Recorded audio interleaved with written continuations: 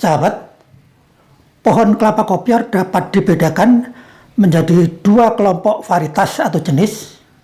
Yang pertama adalah kelapa kopior jenis genjah atau dwarf, dan yang kedua kelapa kopior jenis kelapa dalam atau tall. Kedua varietas kelapa kopior tersebut masing-masing mempunyai kelebihan dan kekurangan yang berbeda. Jenis kelapa kopior yang mana yang sebaiknya kita tanam? Silakan sahabat untuk mencermati ulasan dalam video berikut sebagai bahan pertimbangan.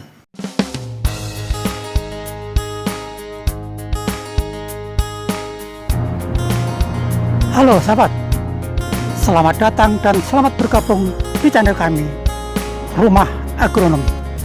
Assalamualaikum warahmatullahi wabarakatuh. Salam sejahtera untuk kita semua.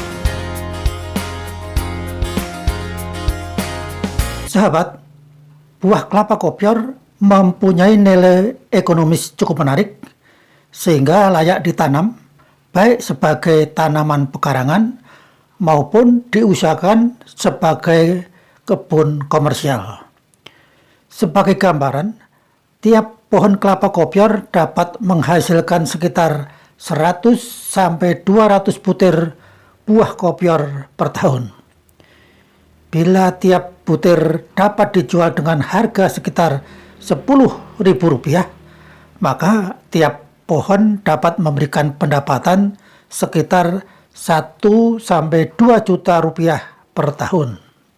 Suatu jumlah yang cukup menarik. Sahabat, ada dua jenis atau varietas kelapa kopior yang banyak ditanam di Indonesia, yaitu varietas genjah atau dwarf dan kelapa dalam atau tall. Oleh karena tanaman kelapa adalah tanaman tahunan yang dapat berproduksi selama puluhan tahun, maka pemilihan jenis varietas yang akan ditanam perlu dipertimbangkan dengan baik agar tidak muncul kekecewaan di kemudian hari. Karena kedua varietas atau jenis kelapa kopior tersebut masing-masing mempunyai kelebihan dan kelemahan. Karakteristik kelapa kopior jenis genjah berbeda dengan varietas kelapa dalam. Kelapa kopior jenis genjah mulai berbunga dan berbuah lebih awal, yaitu pada umur sekitar 3-4 tahun. Kelapa genjah berbatang relatif lebih pendek, dengan pelepah daun juga lebih pendek, sehingga kelapa kopior jenis genjah dapat ditanam dengan jarak tanam yang lebih pendek, misalnya 8 x 8 meter, sehingga setiap hektar lahan dapat memuat sekitar 150 batang kelapa kopior genjah. Di samping itu, jenis kelapa kopior genjah bersifat penyerbuk sendiri atau self pollination, sehingga penampilannya lebih seragam. Self pollination meminimalkan terjadinya crossing atau penyerbuan silang dengan tepung sari dari pohon kelapa yang lain, sehingga dapat mencegah terjadinya penyerbukan silang yang dapat menyebabkan berubahnya sifat buah menjadi normal.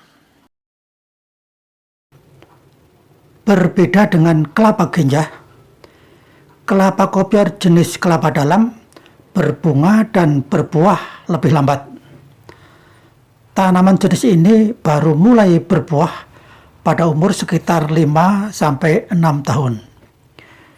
Kelapa kopior jenis kelapa dalam berbatang lebih tinggi dengan pelepah daun lebih panjang, sehingga jarak tanam menjadi lebih lebar, yaitu sekitar 10 x 10 meter atau sekitar 100 batang per hektar.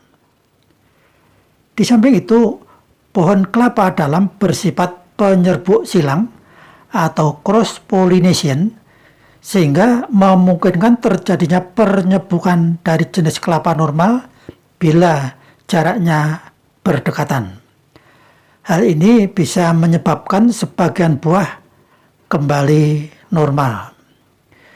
Kelebihan jenis kelapa dalam antara lain ukuran buah pada umumnya lebih besar, sehingga harga jualnya bisa lebih tinggi.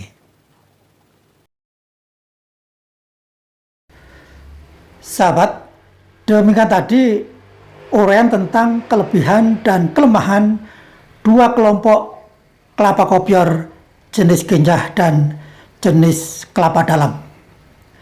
Secara pribadi saya lebih tertarik untuk menanam kelapa jenis genjah karena di samping tanaman kelapa genjah lebih cepat berbuah, juga karena tanaman ini mempunyai batang yang lebih pendek sehingga memudahkan kita dalam memanen buah kelapanya kelak.